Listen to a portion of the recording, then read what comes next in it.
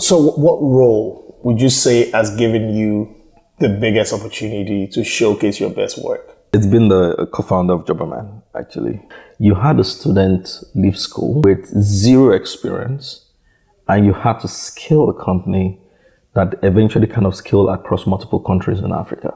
The question is this: how did you know what you had to do, right?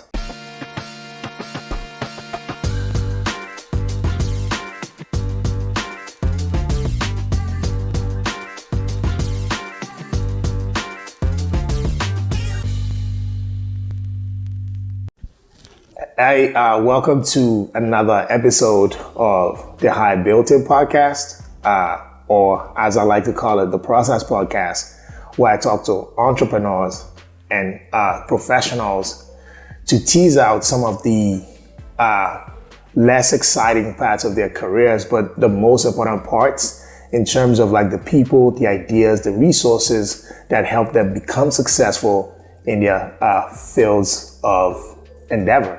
And today, I'm excited to be talking to a seasoned entrepreneur. He co-built one of the largest job boards in the whole of sub-Saharan Africa called Jobberman. He's gone on to do many exciting things after that. Join me in welcoming my friend, Lekan Olude. Welcome to the show. Hey, bro. So I know I probably didn't do a lot of justice to your hugely successful career. So if you could, in like 1 minute, just give me some of the proudest things that you have done in your career up to this point. Like that's like very tough question. So in a minute, I'm just going to say, hi everyone.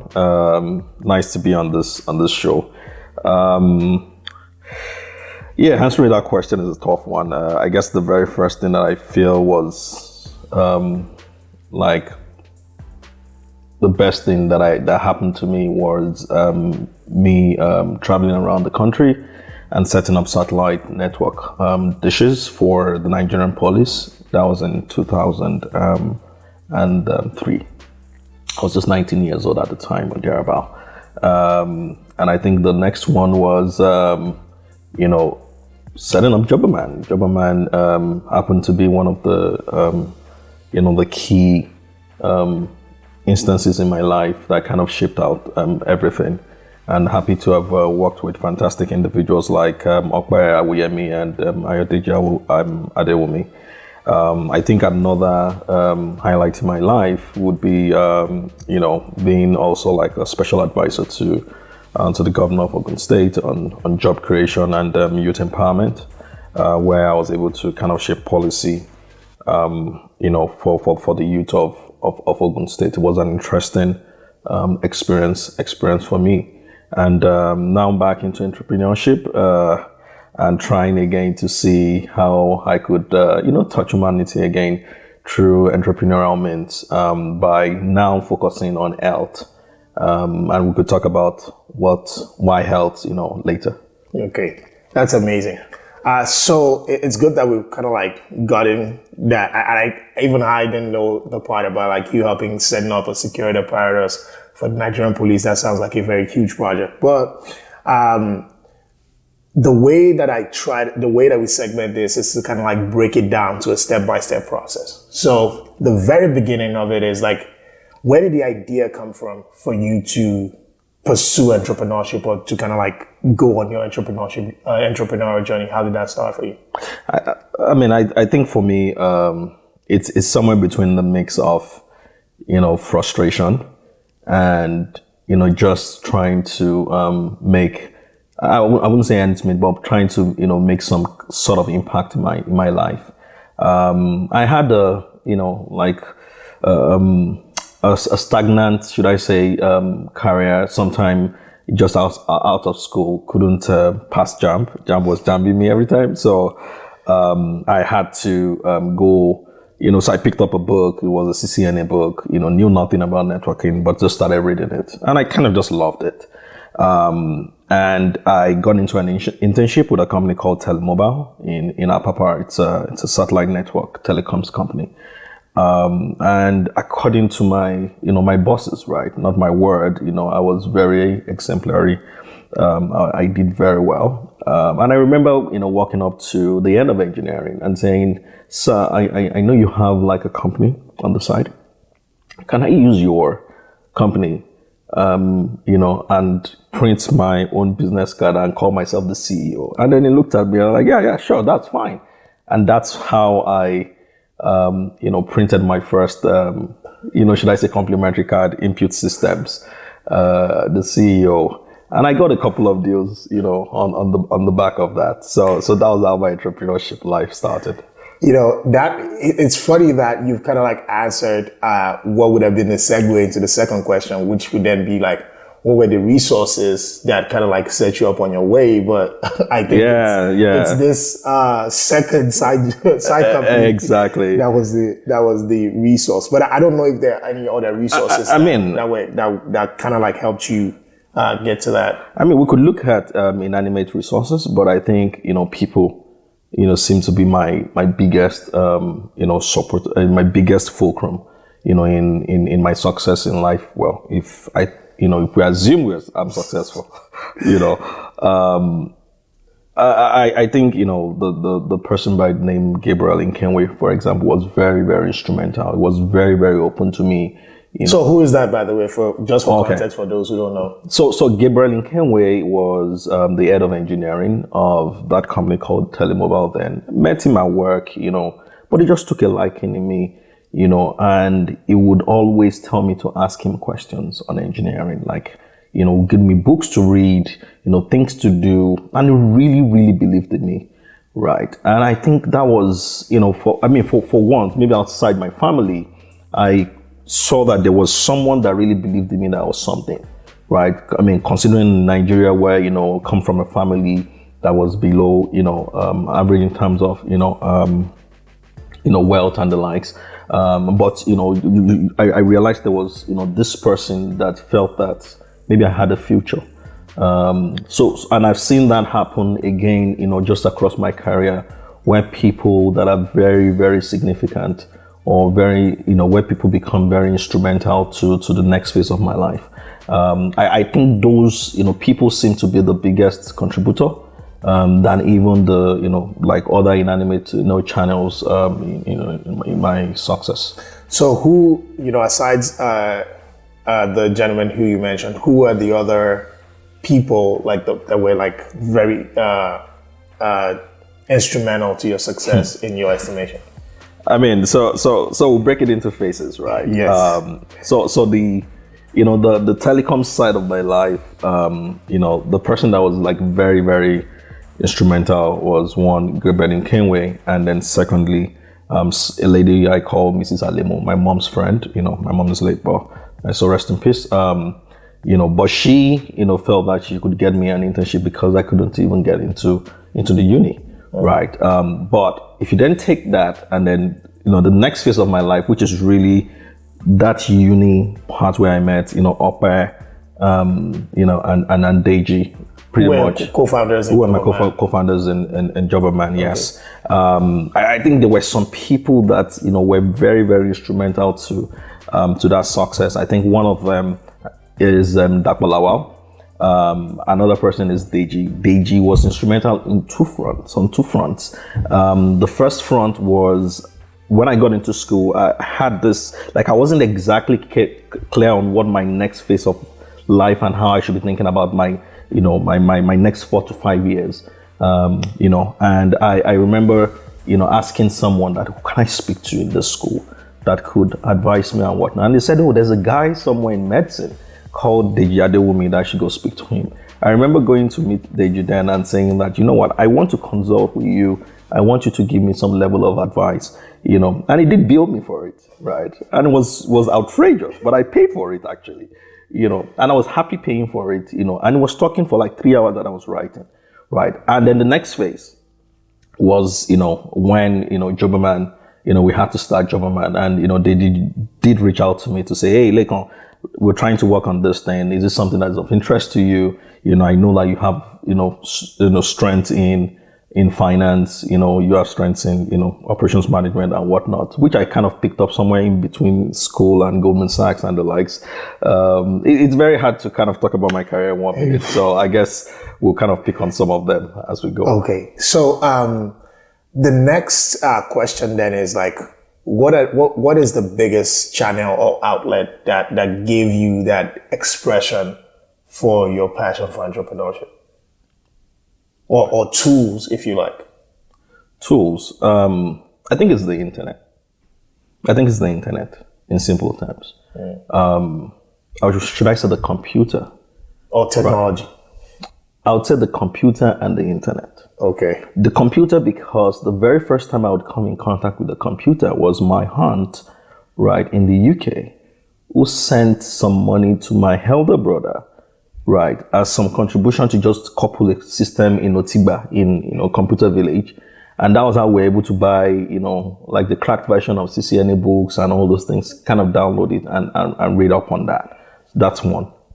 The internet, because while I was working at Telemobile, my boss would literally leave me and not get me to do company work because he could see that I was searching online, right? I mean, internet was pretty scarce then. The reason why we had it at Telemobile was because we had this huge satellite dish, a 2.4 meter, dish sitting on top of the building, connected to Telenor in Norway, right? And we had internet, we're part of the very few. And I could search and I could just research on what satellite, what are the size, C-band, and just kind of just researching and learning a lot of things. I think the internet gave me that, that access to the larger world, to seeing the world, larger than, Nigeria. That's really interesting. So what role would you say has given you the biggest opportunity to showcase your best work? It's been the co-founder of Jobberman, actually, right? It was an interesting journey, right? What were some of the highlights of that journey? I think the highlights of the journey, maybe I should first of all talk about why it was interesting. It was interesting because you had a student leave school, right, with zero experience, and you had to scale a company that eventually kind of scaled across multiple countries in Africa, right? Your colleagues were typically your colleagues at work were your classmates in school that you had to hire to say, hey, guy, girl, can you just help handle this part of, of the business? The question is this: how did you know what you had to do, right? It was a combination of reading a lot of books and executing on the books on the fly. That was the most interesting part of the journey in Jobberman. And the highlights were really, first, kind of raising, the first fund where at the time, we were just very few, internet startups in the country. And I'm really excited as to what is happening in Nigeria at the moment. But at that time you had just Jobberman, Iroko, Waka Now, just a very few, companies. At the time when you call companies and you say, hey, there's something on the internet that you can post your job for free, they feel it's scam, right? So you can imagine, those days. So the highlight was one, being able to raise, the first fund to scale the business. The second highlight was launching in other markets, Ghana. Third highlight was hitting 1 million users, eventually hitting 2 million users, hitting 10,000 employers. It was just fun. It was just fun with two other, co-travelers, partners for life. We sit in the same office. We were on on the floor, that could house 200 employees. Right, but we sat in the same office, and every day we just kept looking at the business, the journey again, and saying, what can we do differently? What should we do? What should we be doing? It was fun. It was fun. You sound very excited even talking about it now. It was fun.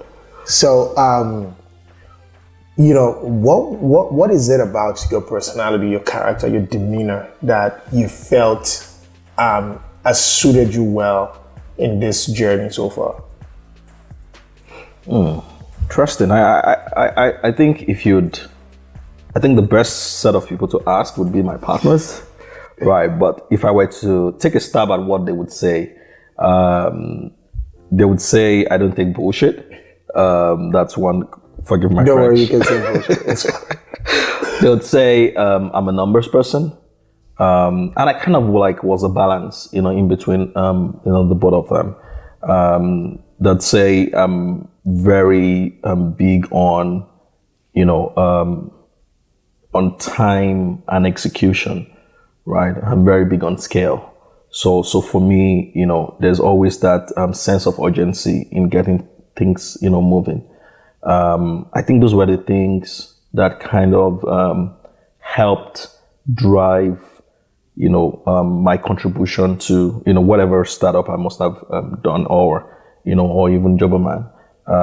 I think also that, my exposure to finance, which I have not said a lot about, but, there was a time in school where, I just had that epiphany that in order to be rich, you have to be close to the money, right? And you need to understand how money works. Now, how do I understand how money works? I needed to, to work with the guys that understand how money works. So instead of going for my internship in computer engineering or whatnot, right, which I would have done with Goldman in London, I asked for that period, which was a period of 6 months, right? And I walked up to, I told a friend, right, I eventually walked up to an investment bank and told the investment bank that, see, I'm very good when it comes to networks, and IT. I would work for you for free, set up your data center for you. But in return, I want you to teach me investment banking, financial modeling, finance, and all this stuff.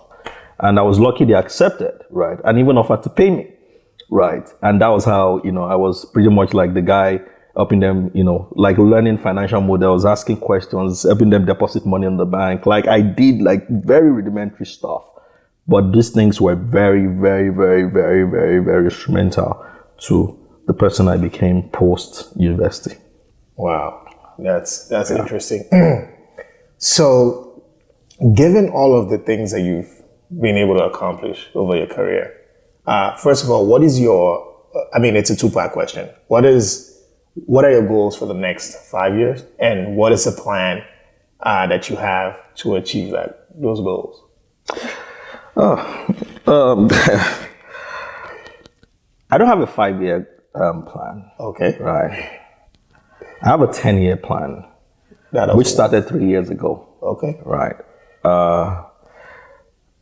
And it's a plan to, it's a plan I'm not sure I can share, right? But I think the key thing there, is really to, kind of build pretty much like the last one. I believe that maybe in my lifetime, I'll probably just build 3 companies and that will be hit, right? And I think that, I have a last run, which is this, building a company called RoHealth. And pretty much for me, I believe that I want to touch humanity on the health side. I'm a guy that is driven by things that have a social impact connotation, right? We've done jobs, right? I've literally been at the airport and, people asking, so, immigration or whoever, right? Asking, what do you do? And I'm like, oh, I work for a company. And they're like, which company? And I said, Jobberman. And literally their face lit up. Oh, I got my younger brother got his first job on Jobberman, or I got my first job on Jobberman. Different, stories that touch you, right? And I feel that when you take out jobs, health is also one thing that I believe is like very, very critical. And for me, I'm trying to also kind of demystify access to healthcare and demystify access to health insurance. And that's the journey I am on now. So help me God.